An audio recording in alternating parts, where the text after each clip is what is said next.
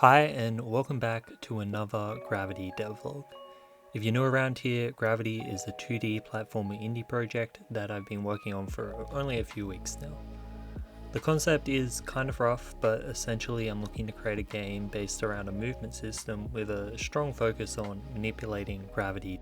If you want to see what I've done so far for yourself, there will be a link to a folder of test builds in the description, so you should definitely check them out. All that said, let's dive into my progress over the last week.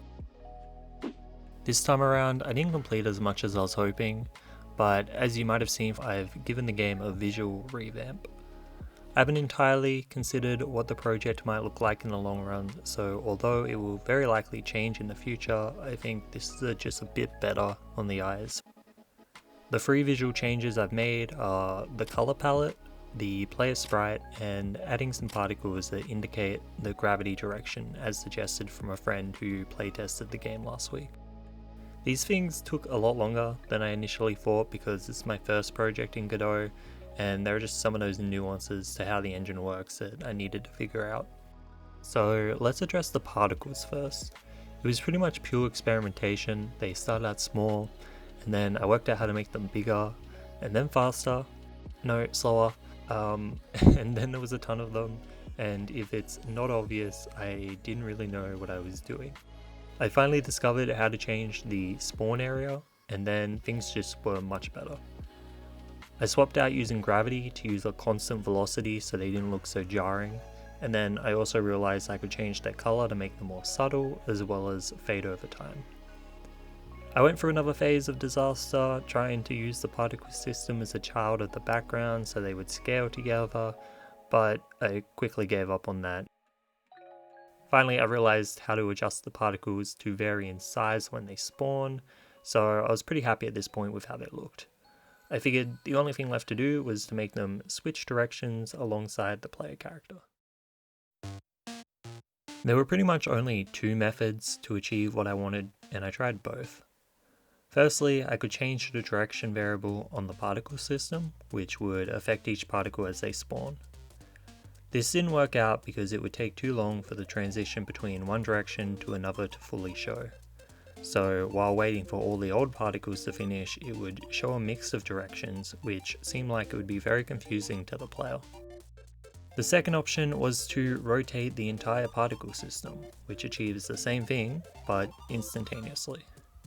Initially, I actually didn't like either results, but the second one grew on me. Okay, so I have a particle system and it rotates, and you'd think that would be everything, but it wasn't. There was actually one more critical step to finalizing the gravity particles, and it was a pain in my side. I had to optimize so that I could reduce the particle system to be the size of the camera. Assuming I didn't do this, then I would need to be spawning exponentially more particles as the level size got larger. And I believe last time I checked, the system was already spawning over 2000 particles, so yeah. I'm not even sure how performant this will be in the long run, so adjustments may need to be made in the future. But anyway, if the particle system is the size of the camera, it's also got to follow the camera. I was almost convinced I had to build an entirely new camera follow script because I didn't think there was a way to calculate the position of the viewport. It's not always at the position of the player, and it's not always at the position of the camera node. But that was just me having a small brain moment. There was actually a variable I could access on the camera node the entire time, which was exactly what I needed. Next up is the player sprite. Coming into this week, my goal was to have some animations go along with it, but I realized I underestimated the amount of time that might take, so I decided to hold off for now. I'm definitely no character designer, but something with a face and legs seemed like it would be better than a square to me, so that's exactly what I created in Inkscape. A lot of indie developers seem to take the pixel art route, but that's not something I have much experience with, so I decided against it. In saying that though, in Godot 2D, the unit scale is 1 pixel. So this led to some confusion when importing my asset. The new character is a vector image, so it can scale to any resolution. but it was still designed on a 256 pixel canvas, so initially it was 16 times too large. Straight away I knew there were 3 solutions to scaling your assets in Godot, but each one affects the final result in different ways. These are the design scale, the import scale, and the transform scale. After about an hour of testing each method, I came to a final look using a compromise of all 3. Along with the new sprite, I tried to readjust its collision shape, but that actually broke everything, so for the time being, I'm not even going to touch that issue. Finally, the last thing I did this week was spend some time playtesting, taking notes of how the game plays the feel, and anything I could think to add. I came across 10 things of varying importance that I want to change, and I'll just quickly showcase them here. 1. The sprite collision hangs off the edge. 2. The feature that allows the player to remain in a single direction when switching faces.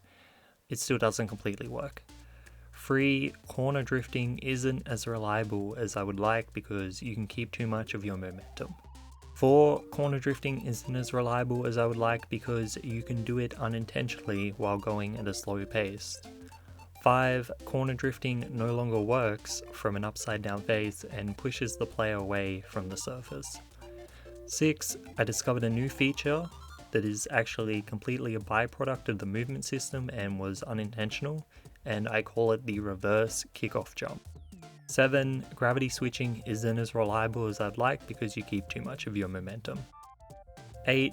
Particles follow the viewport y-axis, and I think that looks a little unnatural. 9. Although not necessarily an issue, the gravity particles mirror when switching instead of changing directions. 10. Obviously the character is still pretty plain and it has no animations. So that was the 3rd week of progress on developing this project. Obviously I can't show you everything in a devlog, and every week there are going to be things that are left out. So even if it doesn't seem like much, do know that I've put a lot of effort into this game so far, and producing these videos is just another thing altogether. Leaving feedback in the comments or subscribing is a huge boost of motivation, and I appreciate it greatly. Starting next devlog, I think I'll switch over to fortnightly videos so that I can keep more of a focus on the actual game and have more to show off each fortnight. In saying that, over the next 2 weeks, I want to focus on some level design so that I can get a better feel of the character's movement in an environment that will more closely represent the final product. Thank you for watching, and I'll see you in the next one.